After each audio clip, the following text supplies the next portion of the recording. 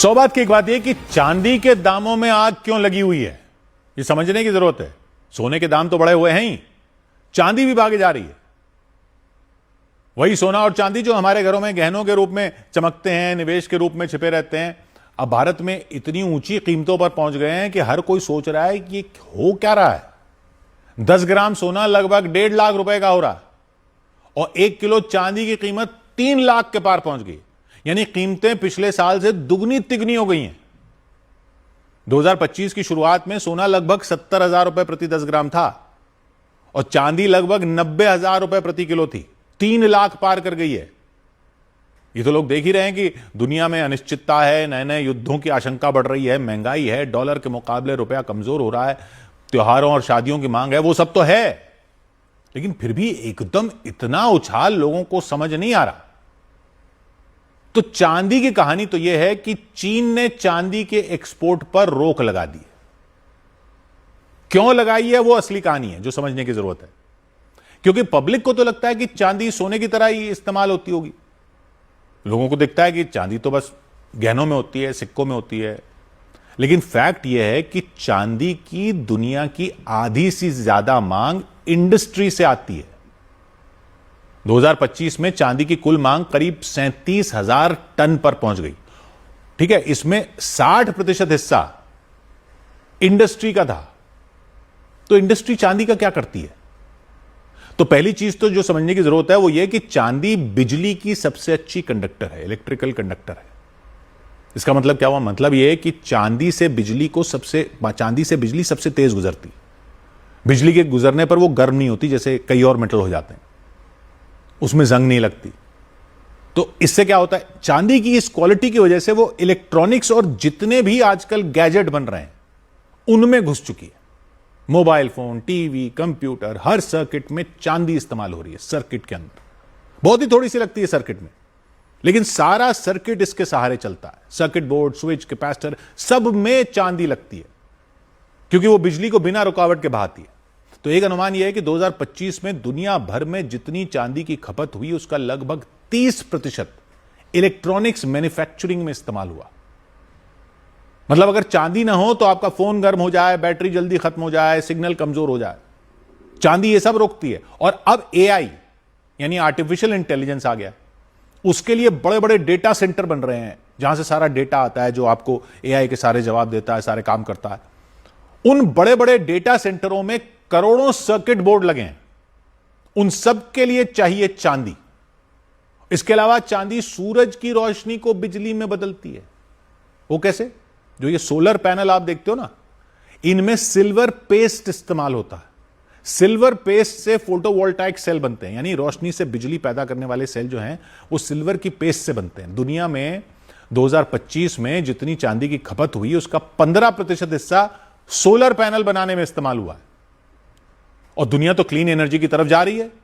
भारत में भी national solar mission चल रहा है। चीन तो बहुत ही आगे निकल गया है, वहां बड़े बड़े सोलर प्लांट लग रहे हैं। चांदी के बिना सोलर पैनल उतने असरदार ही नहीं होते बिजली बनाने में। अब आ जाइए ईवी पर, यानी इलेक्ट्रिक गाड़ियों पर।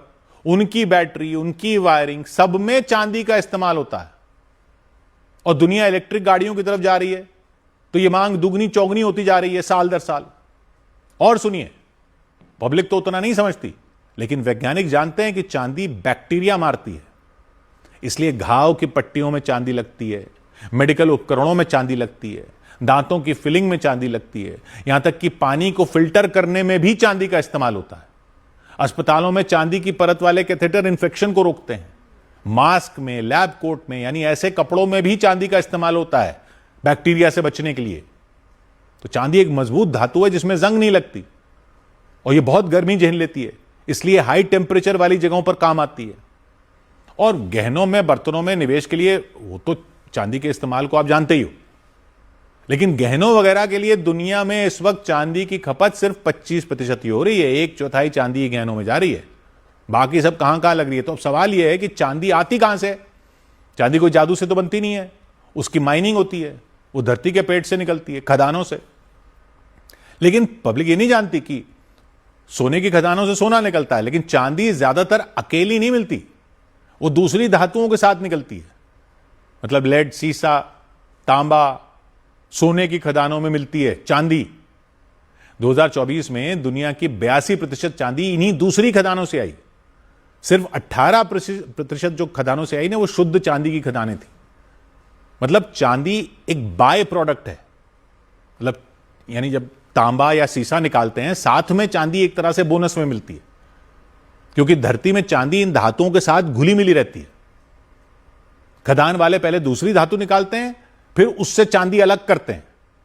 और खदानों के अलावा आजकल चांदी एक और जगह से निकाली जा रही है। वो कहां से? रिसाइकलिंग से, यानी पुराने इलेक्ट्रॉनिक्स कचरे से। मतलब जो पुराना इलेक्ट्रॉनिक्स का सामान होता है, जैसे मोबाइल फोन, टीवी, कंप्यूटर वगैरह, जो कबाड़ में जाते हैं, उस कबाड़ से सर्किट निकालकर उनसे चांदी अलग की जाती है, जो उनके सर्किट बनाने में लगी थी। क्योंकि डिमांड ही इतनी हो गई है कि उतनी चांदी को खदानों से निकाला ही नहीं जा रहा जितनी उसकी खपत है। 2024 में 19% चांदी ऐसे पुराने सामान से निकाली गई। और दुनिया में चांदी की खदानें कहां कहां हैं? चांदी की सबसे ज्यादा खदानें लैटिन अमेरिका में है, मेक्सिको, पेरू, बोलिविया जैसे देशों में। एशिया में चीन में है, वैसे रूस में भी है, लेकिन एशिया में चीन में बहुत है। तो कुल मिलाकर 2024 में दुनिया ने 25,000 टन चांदी निकाली।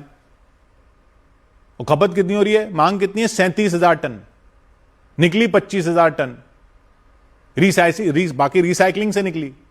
खदानों से उत्पादन में मेक्सिको चांदी में सबसे आगे है। 2024 में उसने खदानों से 6,300 टन चांदी निकाली। भंडार सबसे बड़ा लेकिन पेरू के पास है, 1,40,000 टन का। दुनिया में कुल 6,40,000 टन चांदी का भंडार माना जाता है जमीन के नीचे, यानी पेरू के पास उसका 22% हिस्सा है। अभी मेक्सिको ज्यादा निकालता है, लेकिन उसका भंडार कम है, लेकिन निकालता ज्यादा है, लगभग 37,000 टन का भंडार उसका 37,000 टन का है। रूस के पास 92,000 टन का भंडार है जमीन में। ऑस्ट्रेलिया के पास 94,000 टन है। चीन के पास 70,000 टन है। लेकिन चीन काफी टाइम से इसको जमा कर रहा है। वो दुनिया का तीसरा बड़ा उत्पादक है। 2024 में 3,300 टन उसने खदानों से निकाली। लेकिन वो बहुत सारी चांदी इंपोर्ट करके स्टॉक करता आ रहा है। चीन आयात करता है, निर्यात को रोकता है और सरकारी खरीद से जमा करता रहता है। वो देख रहा था ये सब इलेक्ट्रॉनिक्स में लग रहा है, वो जमा करने लग गया। वो जमा कर करके उसने अब क्या किया है कि 1 जनवरी 2026 से एक्सपोर्ट पर रोक लगा दी है और कह दिया कि सिर्फ लाइसेंस वाली कंपनियां ही निर्यात कर सकती हैं। उसके ये करते ही चांदी की कीमत दुनिया में एकदम से आसमान छूने लग गई है। ये हुआ है अभी, क्योंकि चीन दुनिया की 60-70% चांदी सप्लाई करता है और अब कह रहा है कि उसकी चांदी उसके पास रहेगी, क्योंकि चांदी अब रणनीतिक धातु हो गई है, स्ट्रेटेजिक मेटल बन गई है। चीन सोलर पैनल, इलेक्ट्रिक कारें, एआई डेटा सेंटर सब बना रहा है और इन सब में चांदी लगती है। और ट्रंप के टैरिफ के जवाब में चीन ने यह चाल चल दी है कि तुम हमें रोकोगे तो हम तुम्हें चांदी नहीं देंगे। तो चांदी के बिना यह सब नहीं हो सकता। इतना सारा इलेक्ट्रॉनिक्स, एआई, सोलर पैनल। कहने को उसने चांदी का एक्सपोर्ट बैन नहीं किया है, लेकिन चांदी निर्यात करने के लिए अब वहां सरकारी लाइसेंस चाहिए, वो भी सिर्फ बड़ी बड़ी कंपनियों को जो कम से कम 80 टन चांदी सालाना बनाती हों और $30 मिलियन का क्रेडिट हो। ऐसे कंडीशन लगा दी उसने, यानी छोटी कंपनियां बाहर कर दी। चीन की रोक से ग्लोबल सप्लाई और कम हो गई। नतीजा सबके सामने है, चांदी 3 लाख के पार हो गई भारत में। और यह चीन की पुरानी ट्रिक है। रेयर अर्थ मैग्नेट के साथ भी ऐसा ही किया था। निर्यात रोका, कीमतें आसमान छू गई और सब चीन के मोहताज हो गए। अब चांदी को भी रणनीतिक बना दिया, क्योंकि सोलर पैनल में, इलेक्ट्रिक गाड़ियों में, सेमीकंडक्टर चिप में, सब में चांदी चाहिए। यानी सोना तो दुनिया में जंग जैसे हालात की वजह से सुरक्षित निवेश के रूप में देखा जाता है, इसलिए महंगा हो रहा है। लेकिन चांदी की खुद ही जंग ही है, चांदी की खुद ही जंग हो रही है जो चीन ने छेड़ दी है। ये ट्रेड वॉर है जिसमें चांदी को चीन ने हथियार बना लिया। 100 बात की एक बात।